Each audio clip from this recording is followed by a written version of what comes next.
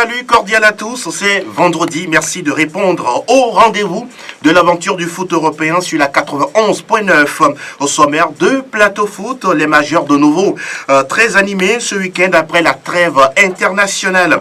Chaud derby londonien entre Chelsea et Tottenham en première ligue. Le Barça en danger au Wanda Metropolitano chez l'Atlético en Liga espagnole. Attendu la réaction du Bayern Munich après le revers concédé lors du Classiqueur en Bundesliga. En mode renaissance, le Milan AC a rendez-vous avec la Lazio Rome en Serie A italienne. Il sera également question du derby Lyon-Saint-Etienne ce vendredi en ouverture de la Ligue 1 Conforama. Nous actualisons les majeurs dans la première partie. La deuxième est consacrée à Didier Drogba, légende vivante du football africain qui raccroche ses crampons à 40 ans. Et également, nous irons à la découverte d'un terme sportif. Pour évoquer tous ces sujets en studio, avec moi, l'équipe des spécialistes, Fifi Assobavi. Salut Fifi. Salut Angelo, je salue le plateau et toutes les auditrices et auditeurs. Ravi de vous retrouver, hein. Vous allez très bien. Ça va. Romeo Yetor, buenos dias. Buenos dias Angelo, voilà et todos, j'espère que tout se passe bien. Et chez vous à la maison. Chez nous ça va, chez moi, vous ça va. Ça va, ça va. Et on accueille quelqu'un qui nous a manqué il y a plusieurs semaines. Armel Ouaba, good morning mister. Morning, je ne savais pas que je t'ai aimé comme ça. Ah bon? Par toi. Ah d'accord. Merci pour la précision. Comment vous allez? Je vais très bien. Ça va mieux? Je reviens en forme. Beaucoup de courage à vous. Bonjour au passage à Franck Nounyama et à Ezekiel Aïataï. Nous saluons également Elom Adovon, le réalisateur de la vidéo de cette émission que vous pouvez retrouver sur radiosportfmtg.com. La mise en onde est signée Sa Majesté Pélagie Mekou. Je suis Angelo Folikwe. Excellente condition d'écoute à toutes et à tous. PFE 521, aquí vamos. English Premier League News. Et nous évoquons la première ligue anglaise qui reprend, on va dire, ce week-end, Armel, après la semaine internationale. Ouais. Il y a ce chaud derby de Londres qui nous attend entre Chelsea et Tottenham. Oui, il y a ce chaud derby, comme tu l'as dit. C'est la 13e journée de ce championnat-là, après la trêve internationale. Et donc, ce derby est programmé pour 17h GMT. C'est Tottenham qui reçoit Chelsea. Il faut dire que les deux équipes, lors des 4 derniers matchs de Première Ligue, il y a eu 2 victoires pour chacune de ces deux équipes. Mais attention, la dernière rencontre a été remportée brillamment par les hommes de Mauricio Pochettino, de surcroît en déplacement à Stamford Bridge, 3 buts contre 1. Donc c'est une revanche à prendre pour les hommes de l'Italien Mauro Sarri. Allez, Fifi, on va s'intéresser à deux hommes en forme, et du côté de Chelsea et du côté de Tottenham, Eden Hazard côté Blue et puis Harry Kane côté Spurs. Bien sûr, ce sera le match dans le match pour ces deux-là et tout le monde, chacun va vouloir porter son équipe à la victoire. Et ils étaient déjà rencontrés en Coupe du Monde. Hein. Ouais. Oui, en Coupe du Monde. Voilà. Oui, le match de la 3e place, c'est ça? Et même en poule. Et même en poule. Et le match de la 3e place gagné par la Belgique, de Eden Hazard. Et moi, je me dis que quand nous prenons un peu le parcours des deux clubs, aussi bien en Première Ligue qu'en Ligue des Champions, je pourrais dire que Chelsea est un peu plus coté, un peu plus de chance peut-être du 51-49 pour Chelsea. Mais attention, Tottenham est à domicile et reçoit et va tout mettre en œuvre pour pouvoir gagner cette rencontre. Mais en même temps, Chelsea aussi ne va pas vouloir se faire distancer par un club comme Manchester City. Et va tout donner. Tout cela, ce sont des ingrédients réunis qui vont donner, qui vont permettre de vivre un match époustouflant et intéressant. Maintenant, comme on l'a dit, le match dans le match, et chacun doit pouvoir être décisif pour son club et on attend de voir ce que ça va donner. Robert Yetor, autre ingrédient dans ce derby, c'est que les deux équipes ne sont séparées que d'un point au classement. Ouais, Chelsea qui est 3e avec 28 points. Oui. Et puis Tottenham qui est 4e avec 27 points. Oui. C'est un match assez intéressant entre les deux clubs. C'est un derby et je crois que dans ce derby, il y aura tout. Un gros chacun passé par là. Ça va se jouer sur de petits détails. Oui. Maintenant, quand on prend Chelsea, Fifi l'a dit, c'est une équipe quand on regarde un peu l'allure de cette équipe sur le papier, c'est une équipe qui a fière allure, surtout avec Eden Hazard. Si Willian est en forme, et puis David Luiz aussi, patron de la défense, et puis N'Golo Kanté au milieu dans l'entrejeu de cette équipe, ça va être une équipe redoutable à manier. Heureusement pour Tottenham, cette formation reçoit. On sait quand on reçoit même... Est-ce que c'est un avantage? C'est un avantage déjà du terrain. Le public sortira nombreux pour pousser donc les Spurs à la victoire. Henry Kane, cette année, oui, c'est l'homme en forme maintenant. Est-ce que les autres, comme Dele Alli, seront au même niveau? Dembélé, je pense qu'il est blessé. Je ne sais pas s'il va jouer ce match. C'est un handicap également pour les Spurs. On sait qu'il y a Trippier également qui a fait une très bonne Coupe du Monde. Vertonghen et les autres. C'est un match équilibré sur le papier maintenant. Sur de petits détails, tout peut changer. Et on sait que Tottenham a déjà joué contre Liverpool, perdu. Tottenham a gagné Manchester United, même si Manchester cette année n'est pas un foutre de guerre, mais c'est une équipe qui a du vécu.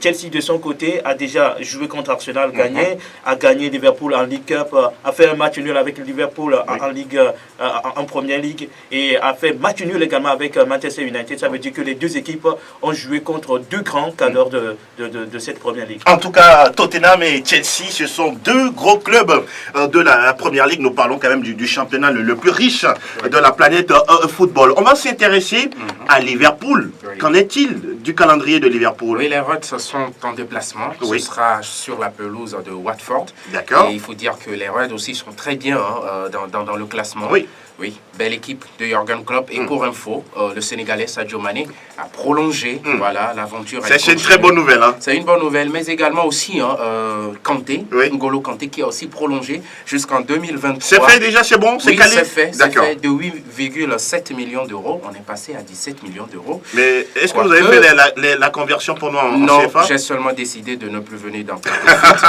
Je vais jouer désormais. Des nouvelles de City et de United. City qui est en déplacement également. Ce sera à Londres, sur la pelouse de West Ham United, qui revient très bien avec Manuel Pellegrini. Qui va rencontrer son ancien club. Voilà, justement. Et puis United est à domicile à Old Trafford et va recevoir une très belle équipe de Crystal Palace aussi, incarnée par l'Ivoirien, Wilfried Zaha. Et on va parler d'un autre club de Londres. Arsenal de Unai Emery. Qui ira à Bournemouth. Et dans le même temps... C'est faisable, non, gagner face à Bournemouth? Attention, Bournemouth est une très belle équipe. Et actuellement, Bournemouth est devant une équipe comme Manchester United. Ça veut dire que au classement. Oui, au classement. Ça veut dire que c'est tout sauf une équipe anodine. À ne pas négliger. D'accord. Peut-être l'affiche à négliger, c'est Wolverhampton qui reçoit Huddersfield. Allez-y comprendre pourquoi. Et puis quand même Fulham. Votre ami aura peut-être l'occasion de marquer, Steve Mounier. Pour le moment, il est plus concentré sur le match Bénin-Togo. D'accord, déjà. Il a marqué la dernière fois face à la semaine. Fulham reçoit Southampton. Voilà. Et puis cette première ligue ferme sa porte lundi avec Burnley, Newcastle United. Et on va s'intéresser un peu au classement des meilleurs buteurs du côté de la Première Ligue et on remarque tout simplement que c'est Sergio Aguero qui est le meilleur buteur avec 8 buts. Cette réalisation pour Pierre-Emerick Aubameyang et le même nombre de buts pour Eden Hazard de Chelsea. On va suivre tous ces matchs ce week-end et on file en Outre-Pyrénées. Salta el Madrid, salta el Barça, arranca el clásico. Está el tiempo de la Liga. Sí, buena la que recibe de Casemiro, haga la primera, gol. Nous allons retrouver les pelouses de la Liga. Roméo Yetor au profit de la quelle journée? 13e journée en Liga. C'est pas un classico, mais c'est un gros match, un match du haut du tableau. C'est un gros match, entre le leader, le FC Barcelone, et le troisième, Atlético Madrid. Un point sépare seulement les deux clubs. Barça 24 points, 23 unités pour Atlético Madrid. C'est une rencontre entre la meilleure attaque du championnat, le FC Barcelone, qui en a déjà marqué 34 buts, et la meilleure défense de ce même championnat, Atlético Madrid, qui n'a encaissé que 8 buts après 12 matchs de disputés. Maintenant, quand on prend cette rencontre, c'est un match qui oppose Messi et Antoine Griezmann. Souvenez-vous, lors de la sortie de l'international l'international français qui disait que maintenant il peut manger à la table de Messi Ah et de oui, Cristiano Ronaldo. Donc, il est très attendu dans cette rencontre, même si ce n'est pas la meilleure forme du français. Après 12 matchs, il n'a marqué que 3 buts. Et c'est lui le meilleur buteur donc, des Colchoneros. Ah oui. Ça veut dire tout simplement qu'en attaque, cette équipe ne respire pas bien. Quand on prend d'autres...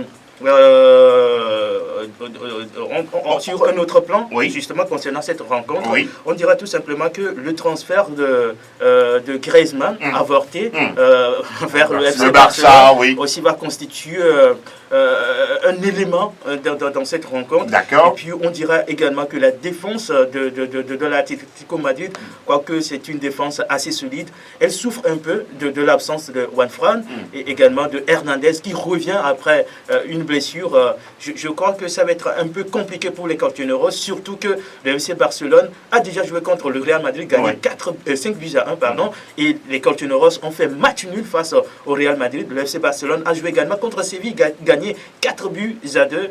Même si face au grand, le FC Barcelone arrive à tirer son épingle du jeu face aux petits de ce championnat. C'est compliqué pour les Barcelonais. Une autre information, la pelouse a été complètement changée pour ce match. Et on va s'intéresser à ce cliché Atlético Madrid-Barcelone. Est-ce que le Barça est en danger en déplacement? Le Barça est en danger? Non. Non. Moi, j'ai pris le temps de consulter un peu les 7 derniers matchs en championnat pour ces deux équipes. On voit tout simplement 5 victoires pour le FC Barcelone, que ce soit à domicile ou à l'extérieur. D'accord. Et 2 nuls. L'affiche, elle est belle au niveau de la Ligue des Champions, où on sait que le Barça, avec un souci psychologique, n'arrive plus à battre l'Atlético. Mais en championnat, l'Atlético, depuis un temps, même si cette affiche-là, on tente de la qualifier d'un mini-classico, ça n'existe pas. C'est à juste titre, parce que là, il n'y a qu'un point qui sépare les deux clubs. Si jamais les Colchoneros s'imposent, ils vont être leaders de la Liga. Oui, justement, il y a un enjeu dans ce match, mais précédemment, il y avait aussi des enjeux déjà. On se rappelle de la saison passée où le Barça était pratiquement dans la même position et a battu l'Atlético pour s'éloigner, pour créer une distance entre lui et puis ce club de Madrid. C'est dire tout simplement que oui, c'est une très belle affiche, il y aura forcément des duels, mais si le Barça reste sur sa dynamique dont je viens de parler, il n'y a pas raison que le Barça ne s'impose pas même au Wanda Metropolitano. En tout cas, c'est une rencontre qu'on va suivre. On sait également, Fifi, que du côté de l'Atlético, il y a un joueur qui s'appelle Thomas Partey, un très bon joueur ghanéen. Et puis, c'est vrai que Messi est de retour, même s'ils ont été battus tout dernièrement en Liga. Il était là, donc moi je crains un peu pour Messi et compagnie. C'est vrai que sur le papier, ils sont favoris, mais attention, quand on prend un peu les derniers matchs de Barça, on se rend compte que même quand Barça gagne, souvent le Barça encaisse maintenant et parfois le Barça est mené et c'est Messi qui vers la fin de la rencontre arrive à renverser la donne et tout. Donc il faut évidemment faire attention parce que l'Atlético n'est pas comme les autres équipes là. C'est quand même un grand d'Espagne. Il sait défendre. Il sait défendre vraiment, c'est son point fort. Donc il faut extrêmement faire attention à cette équipe d'Atlético. C'est vrai sur le papier, le Barça pas favori, mais attention. L'Atlético aura son mot à dire. Et on a parlé de l'Atlético, on va parler du grand voisin, Roméo Yeto, le Real Madrid. 6e au classement, joue contre Eibar qui est 7e, ça veut dire tout simplement que c'est un match équilibré sur le papier. Maintenant, c'est le rectangle qui va décider. Juste là sur le terrain, aussi équilibré. D'accord, pourquoi pas. Oui, 6e et puis 7e. Avec Solari, ça marche. Ça gagne et ça joue. Ça joue. Et ça marque aussi beaucoup. Et ça marque beaucoup de buts. Benzema qui s'est lancé au défi de marquer 35 buts. 35 buts. Voilà, il peut le faire.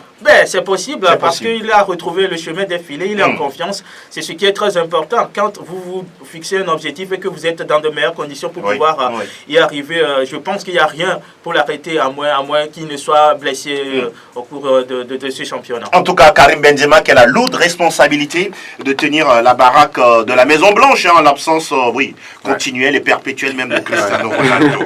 Alors, on va s'intéresser à d'autres matchs pour le compte de cette 13e journée de Liga. Valence joue contre Rayo Vallecano. Tous ces matchs ont lieu demain, samedi. Dimanche, Athletic Bilbao, en meilleure forme actuellement, joue contre Getafe de Dienda-Konam, Espagnol Barcelone joue contre Gérone, Villarreal a pour adversaire Betis Séville. Lundi en clôture de cette 13e journée, on suivra Real Sociedad contre Celta Vigo, mais déjà ce soir, Leganés reçoit Alaves. Leganés face à Alaves, c'est le match. Ah oui, ça vous dit quelque chose? Oui, c'est un match d'équipe têtue, tout simplement. Que ce soit Leganés ou Alaves, les deux arrivent à déranger le Real. Entre elles maintenant, on va voir. Et Alaves qui a une belle histoire en Ligue des Champions, non, plutôt en Coupe UEFA. C'était en 2001. Cette équipe a disputé la finale de cette compétition face à Liverpool. Ah oui, en 2001. Vous étiez né déjà? Oh Dieu. Et cette fois-ci, on va du côté de... Herzlich willkommen zum Bundesliga. Alles über Bundesliga. Et nous parlons de la 12e journée du championnat d'Allemagne avec déjà en ouverture ce vendredi le Bayer Leverkusen qui reçoit Stuttgart. Autre match attendu à partir de samedi, il y a Wolfsburg qui va accueillir Leipzig. Fortuna Düsseldorf sera à l'Allianz Arena Armel pour voilà, peut-être y titiller le Bayern, voilà quoi. Oui, peut-être. Peut-être, c'est ça. Seulement voilà, le Fortuna Düsseldorf n'est pas vraiment fortuné en ce début de saison. Quelques petits points seulement. L'apprentissage, il est énormément dur pour cette équipe qui vient de la Bundesliga 2. Voilà. Et puis quand même aussi, le Bayern qui n'est pas non plus en très grande forme, mais je pense quand même que quoi qu'il en soit, le Bayern va tirer son épingle du jeu. Ce serait tout simplement la catastrophe si en plus cette équipe-là arrivait à battre le Bayern à domicile. Fifi, Bayern battu dans le classiqueur, ils ont besoin de réagir avant la 5e journée de la Ligue des Champions? Oui, ils ont besoin de réagir et on sait que le Bayern, depuis le début de la saison, passe par un moment difficile, et surtout en championnat. Et là, Dortmund est en train de lui voler totalement la vedette. Mais pour ce match, je pense que le Bayern a les ingrédients nécessaires pour passer. C'est face à Fortuna Düsseldorf, qui n'est pas très en forme, qui doit être complètement en bas de classement. Et en principe, le Bayern doit maximiser ses chances et doit en principe gagner cette rencontre pour se donner un peu d'air. Mais maintenant, avec le Bayern, tout n'est pas rose. On ne peut pas dire d'avance que ça va se faire depuis le début de la saison, mais on attend de voir. Mais je pense que le Bayern doit passer face à... Vous voyez quand même un score fleuve? Oui. Pourquoi pas un 7-0? Même 3-0, 4-0, c'est déjà... C'est déjà beaucoup pour le Bayern. Et on va suivre également de très très près la réaction, je dirais même la continuité dans la victoire du côté de Borussia Dortmund qui sera en déplacement chez Mayence, Roméo. Je pense que gagner le Bayern Munich, c'est pas chose facile, mais ils l'ont fait cette année. Ça veut dire tout simplement qu'il y a très bonne dynamique du côté du Borussia Dortmund. Maintenant, il faut continuer dans cette belle lancée enchaînée pour pouvoir créer ou bien creuser l'écart avec le Bayern de Munich. Vous savez, un match de football reste un peu compliqué parce que la défaite du Borussia chez Atlético Madrid peut casser un peu le rythme. Mais bon, c'est un championnat. Ce déplacement peut être fructueux à condition que les joueurs... soit dans des meilleures conditions et puis que ce ne soit pas un jour sans pour cette formation-là. Mais surtout que maintenant, les matchs du Borussia seraient des matchs à suspense parce que le Borussia, comme Fifi l'a dit, a volé la vedette au Bayern et donc se doit donc à chaque match de gagner pour maintenir la distance avec le Bayern parce que clairement, on ne le dit pas encore. Pour l'instant, il y a 7 points entre le Bayern et le Dortmund. On ne le dit pas encore, mais c'est clairement des intentions de champion de titre. Et ça passe forcément par des victoires. Et comme on le dit souvent, il ne faut pas trop parler. Et le Borussia Dortmund qui détient la meilleure attaque de ce championnat avec 33 buts déjà marqués en 11 journées de championnat. Et les autres matchs, il y a Hertha Berlin qui accueille Hoffenheim. Francfort est en déplacement à Augsbourg. Nuremberg est au révélateur de Schalke 04. Et puis dimanche, 2 matchs au programme. Fribourg reçoit le Werder Bremen. Et puis le Borussia Mönchengladbach sera face à Hanovre de Ilas Bebou qui a... Ils ne vont pas bien. Oui, c'est vrai. Vous n'avez pas besoin de le rappeler. Hein. Parce que là, ils sont 16e, premier relégable avec 9 points.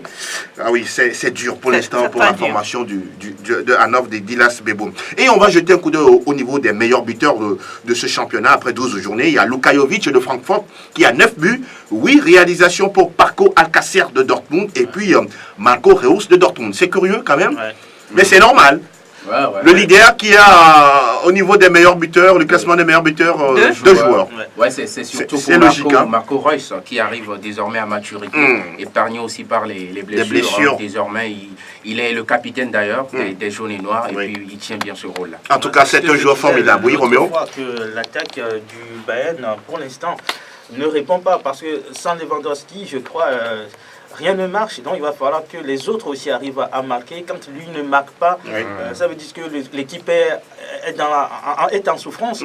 Donc il va falloir que la machine offensive des Bavarois commence par écraser tout sur son passage, sinon ça va être compliqué. Quand on sait que de l'autre côté, le Borussia ne laisse pas assez de temps, on marque beaucoup de buts, à la fin ça peut aussi peser dans la balance. Et pour corroborer tout ce que vous aviez dit, même Offenheim, Leipzig, Mönchengladbach ont marqué plus que le Bayern Munich. Donc ça veut dire beaucoup de choses. Hein. Peut-être ils auraient dû laisser partir Lewandowski pour prendre un autre joueur. Mais bon, voilà, c'est ce qu'ils ont décidé. Voilà, on va s'intéresser cette fois-ci à un autre championnat.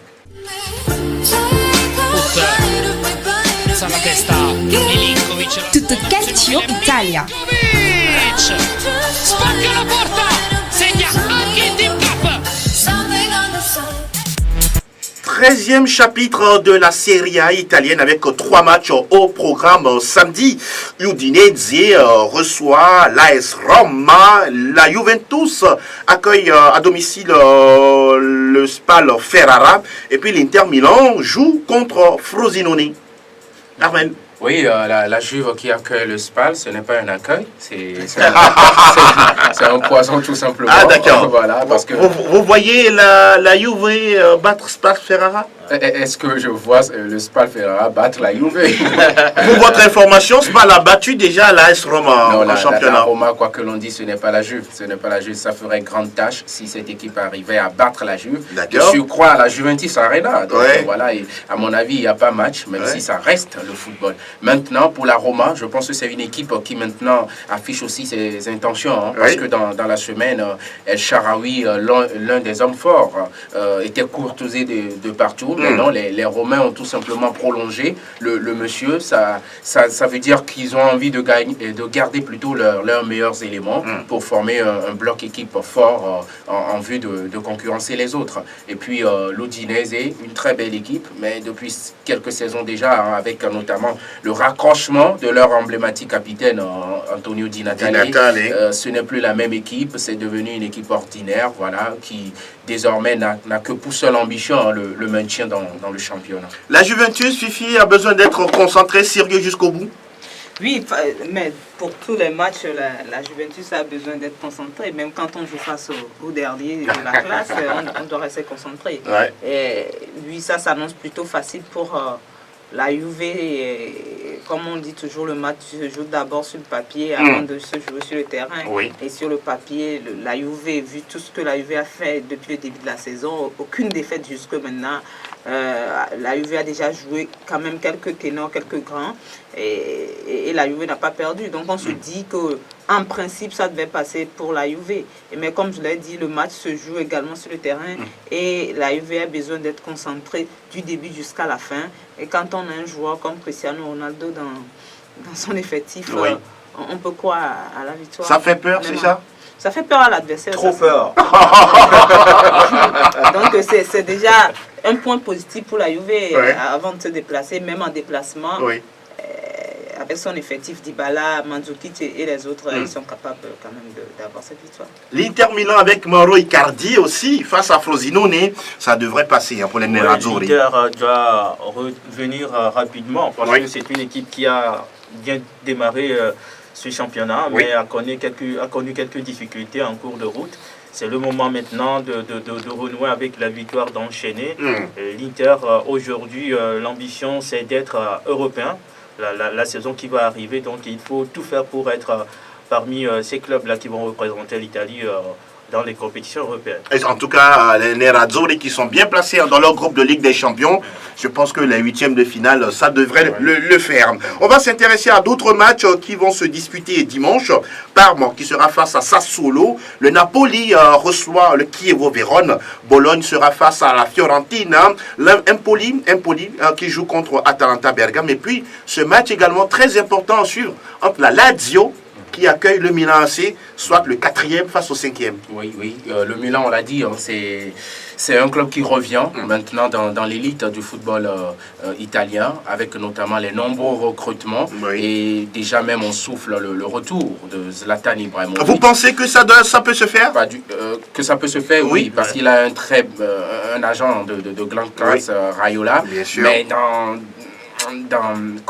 l'ambition sportive, moi je pense que ça ne le fait pas, parce que Zlatan c'est 35 ans je crois, ce n'est plus grand chose à donner à mon avis, ce n'est que mon avis, voilà, mais en même temps je pense quand même que le souci du Milan AC ce n'est pas forcément en attaque. C'est aujourd'hui en défense, parce qu'entre-temps, Bonucci est venu pour faire asseoir une assise. Oui, il a dû repartir. Voilà, tout simplement. Ça veut dire qu'on n'a pas des valeurs sûres en défense. Okay. Donc le souci, il est plutôt en défense et sur d'autres compartiments, pas en attaque. Et surtout pas avec Zlatan. Roméo, vous avez une dent contre le joueur. Mais écoutez, Zlatan n'a pas encore 40 ans. Voilà. On sait qu'en Italie, les joueurs qui ont la trentaine, ce sont des joueurs très prisés. De l'autre côté, Zlatan aujourd'hui encore en activité qui marque pas mal de buts. Donc Zlatan avec cette formation, je crois que c'est de bonne guerre, parce que un joueur à la trempe de Zlatan Ibrahimovic... va-t-il voler la vedette à Cristiano Ronaldo? Là, ça va être compliqué. Mais c'est bon également pour un petit challenge entre les deux. Je crois que c'est bien si Zlatan peut arriver dans en Serie A. Un petit challenge. On connaît bien Zlatan. Ah oui, on le connaît, c'est un sacré personnage. Je me demande quel projet on a encore avec lui. Oui, mais pour venir marquer des buts pour le Milan AC. Non, quand on a un projet de longue durée, aucun voit devant, ce n'est pas avec Zlatan. Vous pensez qu'il est fini? Ouais, c'est un citron qui a été suffisamment pressé. Attendez l'arrivée de Zlatan. Zlatan peut encore jouer dans des championnats de bas niveau, pas comme en Italie, pour avoir, pour écrire encore les belles pages. Oui, c'est ça. Pour ajouter quelques belles pages. Oui, pour ajouter quelques belles pages à la formation du Milan. À la formation de Milan, je ne pense pas que ça soit avec Zlatan Ibrahimovic. Vous pensez? Oui, non, de toute façon, selon les médias italiens, ça pourra se faire d'ici janvier. Sinon, avec Cristiano Ronaldo, il n'y a pas de challenge. Vous pensez? Il y a un petit challenge.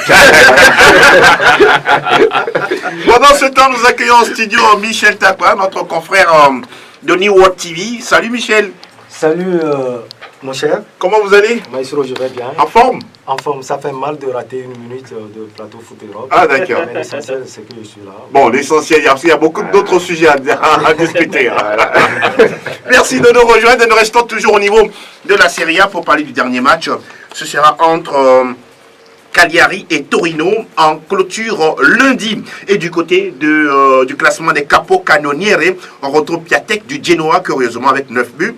Cristiano Ronaldo, est deuxième meilleur buteur du championnat d'Italie avec 8 buts.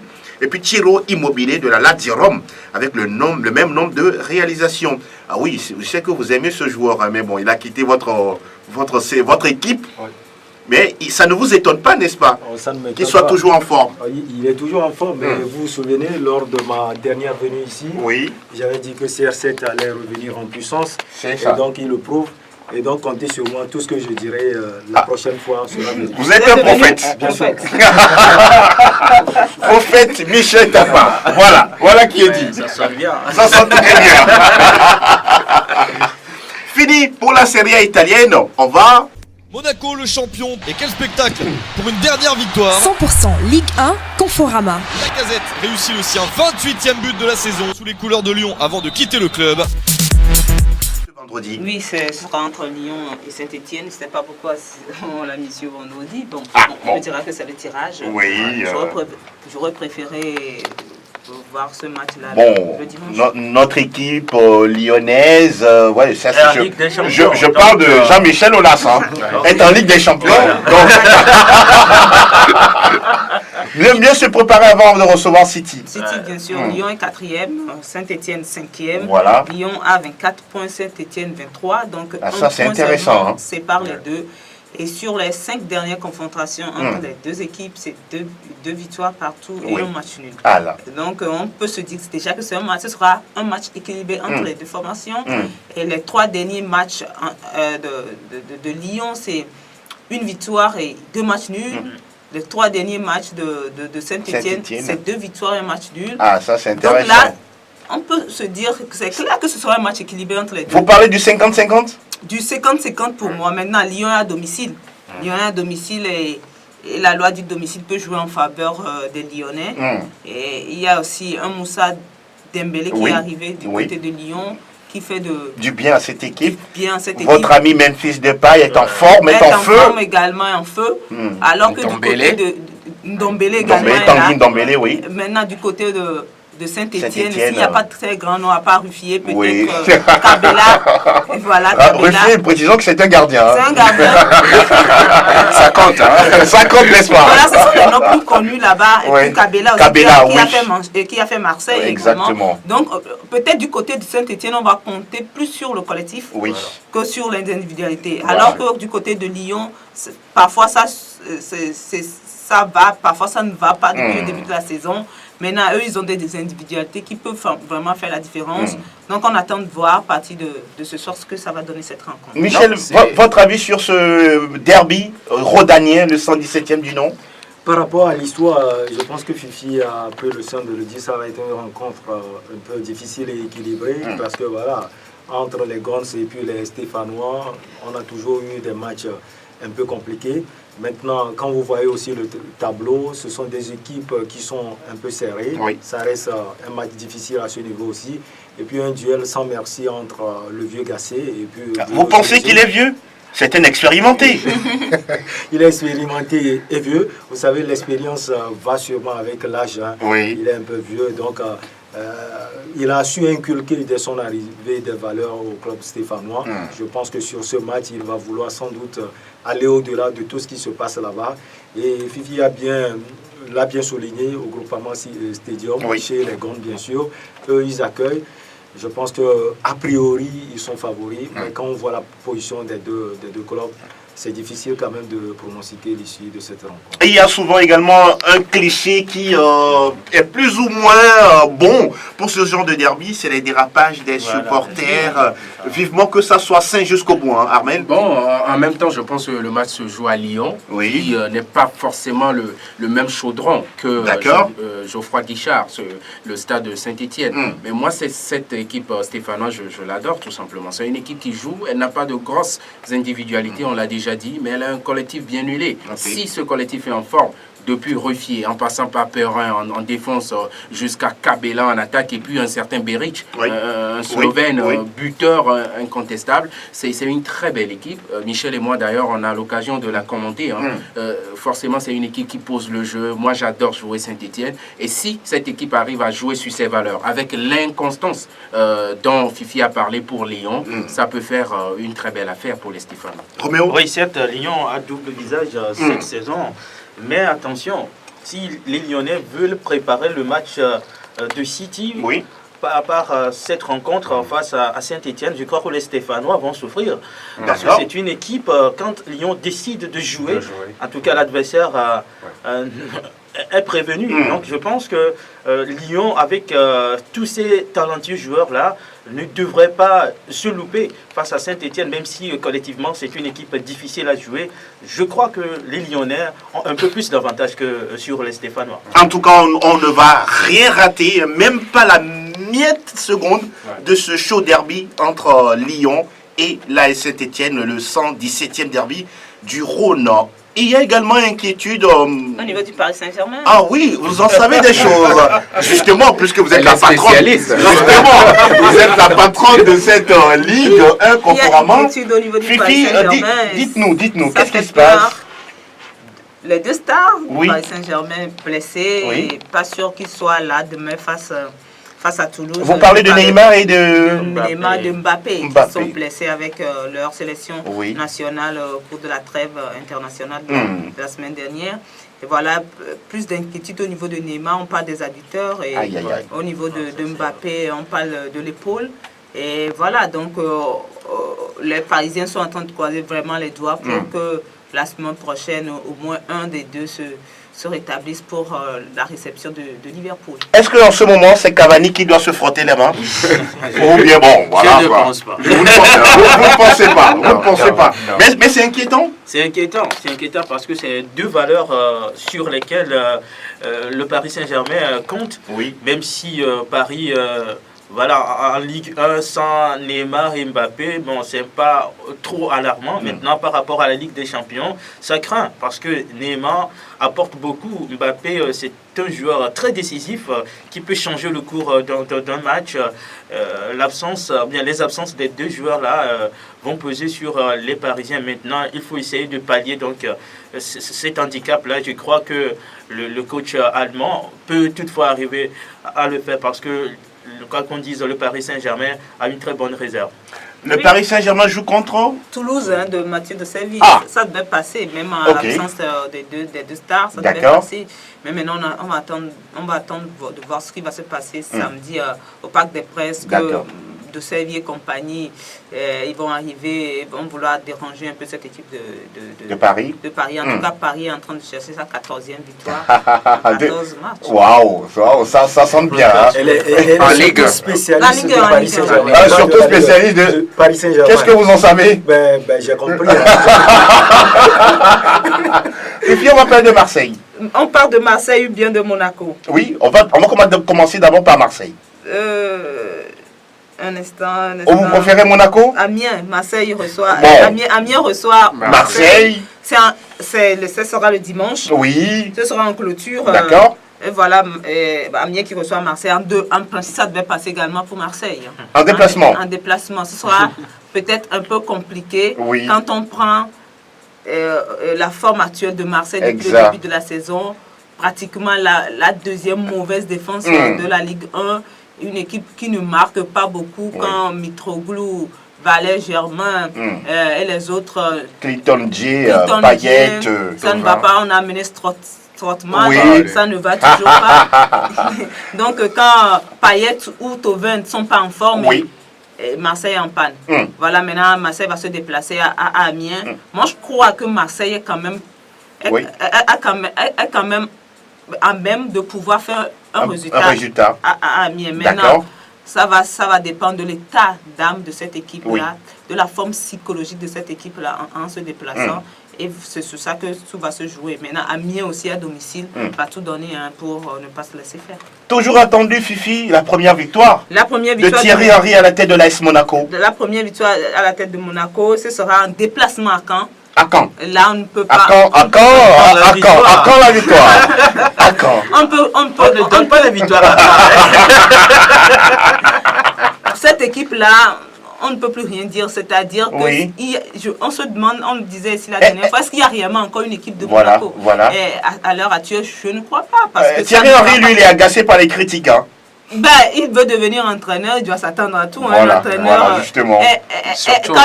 Tout est dit. Quand les résultats ne suivent pas, on est critiqué de tous côtés et notre cher ami doit s'attendre à tout. Surtout que Monaco, depuis le début de la saison, ça ne va pas. Et surtout, une infirmerie pleine à craquer. Et il y en a encore eu lors du dernier match, je pense que c'était face au Paris Saint-Germain.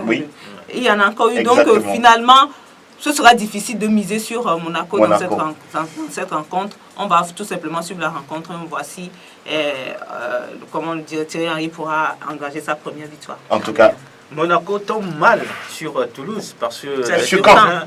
Sur Caen parce que Caen c'est une équipe en tout cas très compacte. Les Monégasques, c'est vrai que la victoire ne vient pas. Le déclic pourrait passer par là. Maintenant, tout est question de la volonté. Il ne faut pas démissionner. J'ai l'impression que l'équipe a démissionné. Quand on regarde les joueurs de Monaco jouer, c'est comme si le match n'a qu'à finir, ils vont rentrer. Voilà. C'est pas ça.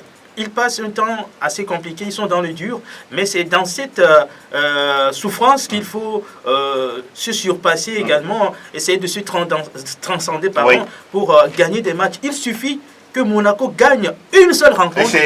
Vous pensez que le déclic sera ça va relancer cette équipe-là. Et surtout, le problème avec Monaco, c'est qu'il n'y a pas les talents, il n'y a pas les joueurs pour... Aujourd'hui, les joueurs qui sont arrivés... Et ceux qui sont normalement capables de faire quelque chose sont en infirmerie. Ils sont en infirmerie, même avec toute la volonté du monde, c'est compliqué. C'est compliqué. Et certains ont envie de partir même. Oui, justement. Radamel Falcao qui aurait proposé ses services au Grand Real Madrid. Et donc, pour moi, c'est un coup dur pour Thierry Henry. Entre-temps, sollicité par Bordeaux, ben, il a préféré aller dans son club. Voilà, qu'il a révélé. Voilà, donc il doit s'attendre à tout. Moi, je dis ici, Jardim. Ah, mais attention. Jardim qui a passé tant d'années sur le rocher, a eu tellement de difficultés. Pour moi, ce n'est pas dû au résultat de Jardim. C'est dû quand même à l'effectif qu'il a aujourd'hui.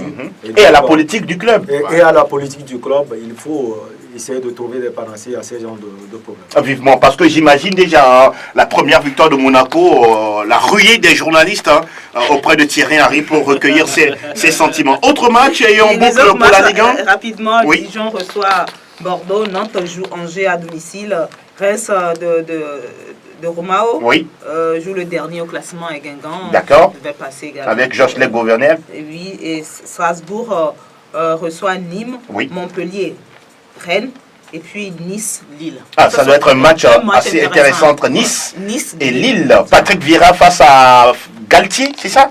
Galtier, Lille, oui, Galtier, l'ancien de Saint-Etienne, oui, c'est Galtier. Christophe Galtier, l'ancien de l'AS Saint-Etienne.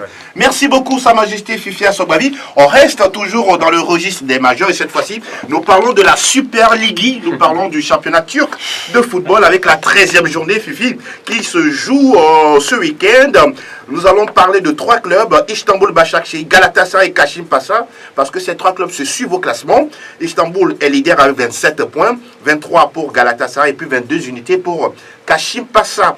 Et la formation d'Istanbul Başakşehir de Cheyi Emmanuel Adebayor joue lundi en clôture face à Göztepe.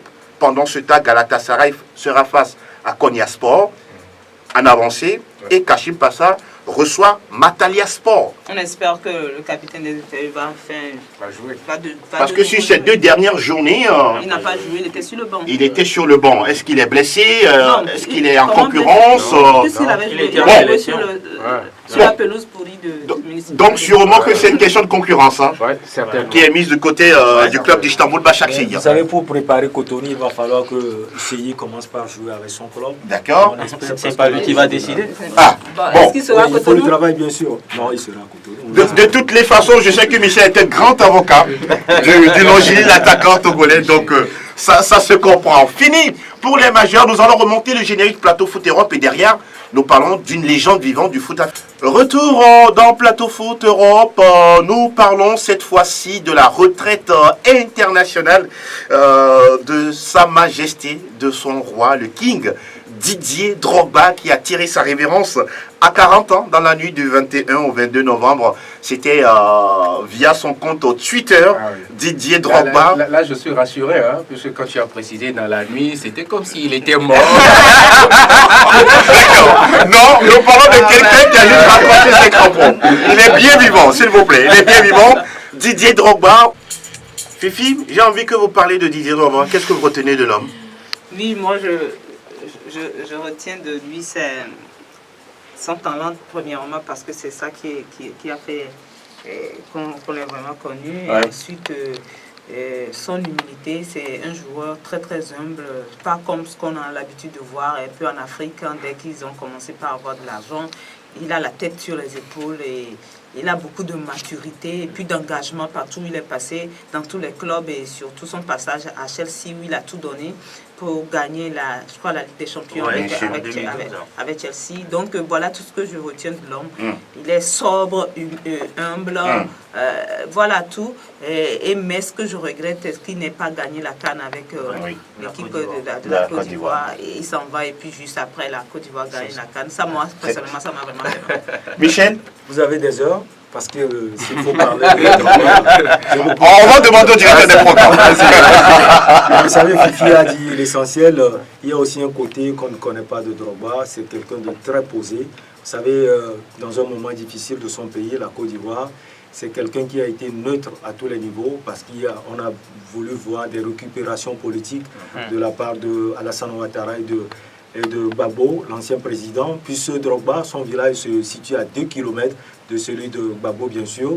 Mais vous savez, Drogba n'a pas cédé parce que peut-être qu'il défend ses intérêts économiques au niveau de la Côte d'Ivoire. Mais pour moi, l'intérêt essentiel, c'était le bonheur de son pays. Et donc, il est resté au milieu. Contrairement à certaines stars, on a vu Eto'o qui a lancé un appel vibrant à tous les Camerounais à voter quand même pour... Tu vas très loin. Oui, pour un régime. Je vais revenir dessus. On m'a parlé de... On est sur le cas Drogba. Donc, on cite jamais ça, mais c'est ce qu'on a appris au couple.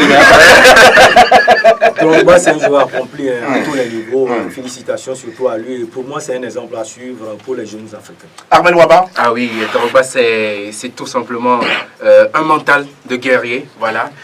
J'ai une image qui me marque souvent, c'est lorsqu'il s'apprêtait à tirer son penalty, son tir au but pour la finale en Ligue des Champions. Face au Bayern. Face au Bayern. Quand vous regardez la figure de l'homme, il était concentré, c'est-à-dire que l'homme se disait qu'il ne pouvait pas rater une telle occasion. C'est combien Chelsea a attendu cette coupe-là. Et puis Drogba, c'est une éclosion tardive, quoi que l'on dise. Parce qu'il a signé son premier contrat à 21 ans. Aujourd'hui, Mbappé a 17 ans déjà. On le voyait. Ça veut dire que c'est quelqu'un qui n'a pas forcément percé vite, mais qui a gardé son mental très très fort. Et puis quand même, vous savez, dans la vie, il y a des rencontres qui vous changent. Oui. Voilà. Oui. Drogba, c'est quand même José Mourinho. Voilà. Drogba m'a permis de connaître Shanghai chez moi. D'accord. Voilà, ajouter à tout ce que les autres ont dit. Et Drogba qui dit, pour terminer, José Mourinho n'a pas transformé ma carrière, mais a transformé ma famille. Tout simplement. Grâce à ce travail de José Mourinho avec lui à Chelsea, il nourrit toute une famille, tout un peuple. Et José qui dit, si je vais en guerre, on me demande de choisir un seul homme. Oui. Je choisis Didier Drogba. En tout cas, respect au monsieur. Très versé également dans l'humanitaire, il faut le rappeler. Très respecté au niveau de la Côte d'Ivoire et dans le monde entier. Appelé amicalement ici dans l'été. Il y a des gens qui ont vu. Il y a en Côte d'Ivoire, on dit que la Côte d'Ivoire est déjà qualifiée pour la CAN. Et il y a un dernier match contre le Rwanda, je crois. Oui. Et on voulait bien voir sur le noyau de la Côte d'Ivoire pour que tout le pays lui rende un hommage mérité. Mérité. Fifi, on va terminer avec vous avec le terme sportif de plateau foot. Oui, ce sera remise en touche ou encore rentrée de touche. D'accord. Ou encore remise en jeu. Oui. Voilà, donc ce sont des termes qui sont utilisés en football. La rentrée de touche, c'est l'une des procédures de la reprise de jeu. Oui. Elle est accordée dans plusieurs cas. On va voir dans quel cas on peut l'accorder. Quand le ballon a entièrement franchi la ligne de touche, que ce soit à terre ou en l'air. Ou on peut l'accorder à l'endroit, ou bien la rentrée de touche est accordée à l'endroit où le ballon franchit la ligne de touche. La rentrée de touche est encore accordée à l'équipe adverse du joueur qui a touché en dernier le ballon. Oui. Maintenant, on peut se dire, c'est quoi une ligne de touche? Puisque le thème est revenu plusieurs fois. La ligne de touche est la ligne indiquant les limites latérales d'un terrain de football. C'est souvent, quand on considère le terrain comme un rectangle, ce sont les lignes qui délimitent dans le sens de la longueur. Voilà, exactement. C'est souvent la ligne utilisée par les latéraux. Par les latéraux. Là où se trouvent les arbitres. Les arbitres, la même chose. Est-ce qu'il y a des spécialistes en remise de touche? Ah, là... Ah oui. Allez donc au Cameroun. Au Cameroun. Justement, le Cameroun nous a habitués à une canne. Question pour ah oui, justement, à des longues touches extraordinaires. Extraordinaires, bien sûr, les Camerounais. Et la remise de touche, il semble également que le ballon va derrière la nuque. Ce n'est pas encore terminé. Allez-y rapidement, professeur. Maintenant, comment ça s'exécute? Oui, professeur. Pour exécuter une rentrée de touche, il faut être debout, faire face au terrain, avoir du moins partiellement les deux pieds à l'extérieur du terrain ou sur la ligne de touche sans décoller les pieds du terrain. Lancer le ballon des deux mains depuis la nuque et par-dessus la tête depuis l'endroit où il est, en fait, où il est sorti du terrain. Voilà. Et donc, tous les adversaires doivent en ce moment se trouver à moins de 2 mètres de l'endroit où est effectuée la rentrée de touche. Voilà qui est dit. Et surtout, puis, pour un dernier point, c'est que celui qui fait la rentrée de tout, le joueur ne doit pas toucher le ballon avant qu'un autre joueur ne l'ait touché. Voilà. Et surtout éviter, messieurs, les joueurs de faire des fautes rôles ou des fautes sauts dans les championnats, parce que sincèrement, on en rencontre dans nos championnats tout le temps, parce que ça aussi, ça s'apprend dans les équipes de football. Merci beaucoup, professeur. Ils doivent suivre le cours là. Ah oui. Ça arrive souvent aux attaquants. Ah oui, aux attaquants, qui confondent les pieds avec les mains. Merci beaucoup, professeur Fifi. Rien. Eh bien, nous allons dire bonjour rapidement à quelques personnes. Arbel ou Zlatan. Michel, t'as pas? À ma mère surtout et puis à toute ma famille. Wisdom Mama, Dogbalas, Papa Baby, Dagan a dit bonjour à tous. On vient avec vous, Zarif, Gordo. Ah oui. Voilà. Non, je les connais, je continue. Hey, Alizé, et puis tous nos amis de la plateforme Fan PFF. Et nous saluons également Evelyne Benidi, Sikaro Léonce Bati, sans oublier Clément Gadek-Bekou. Une pensée également à Dovi et Sam, qui nous a quittés il y a quelques jours. Sincères condoléances à toute la famille. Et puis joyeux anniversaire à Madame Tchakando Balikissou. Que du bonheur à vous. C'est fini pour Plateau Foot de ce vendredi. Très beau week-end sportif à toutes et à tous. Restez chez Sport FM. À très bientôt.